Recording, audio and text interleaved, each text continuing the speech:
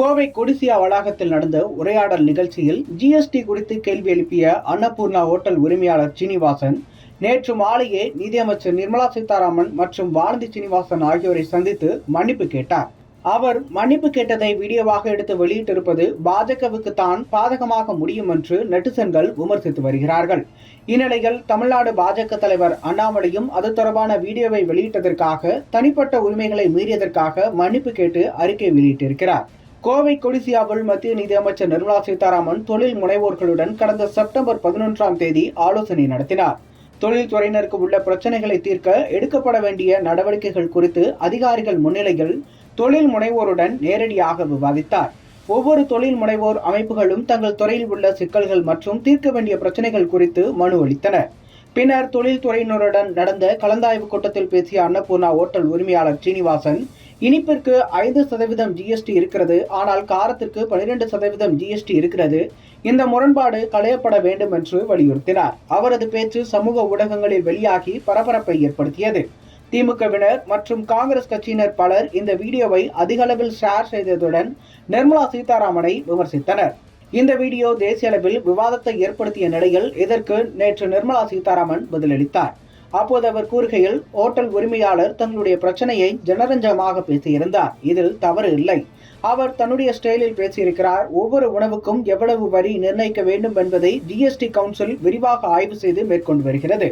தங்கள் கட்சி ஆட்சி செய்யும் மாநிலங்களிலிருந்து மட்டுமில்லாமல் எதிர்க்கட்சிகள் ஆட்சி செய்யும் மாநிலங்களிலிருந்தும் அந்த குழுவில் இடம்பெற்றுள்ளனர். எனவே ஜிஎஸ்டி கவுன்சில் உறுப்பினர்களிடம் இந்த பரிந்துரை ஆலோசித்து நடவடிக்கை எடுக்கப்படும் என்றும், அதே நேரம் ஜிஎஸ்டியை பரம விரோதியாக பார்ப்பவர்களுக்கு இது நிச்சயம் ஆதாயமாக இருக்கும் என்றும் பதில் பேசியிருந்தார்.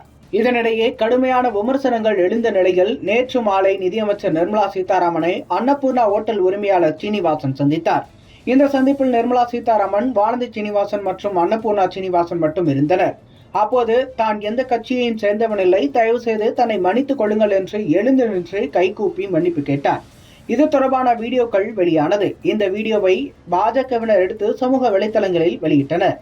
அந்த விளக்கத்தில் கோவை அன்னபூர்ணா சீனிவாசன் அவர்கள் இன்று மத்திய அமைச்சர் நிர்மலா சீதாராமன் அவர்களையும் கோவை தெற்கு சட்டமன்ற உறுப்பினர் வானதி சீனிவாசன் அவர்களையும் சந்தித்து கூட்டத்தில் தான் பேசிய பேச்சுகள் தவறாக ஊக்கப்படுத்தப்பட்டு விட்டது என்றும் தான் பேசியது குறித்து வருத்தமும் தெரிவித்திருந்தார் என்று குறிப்பிடப்பட்டிருந்தது.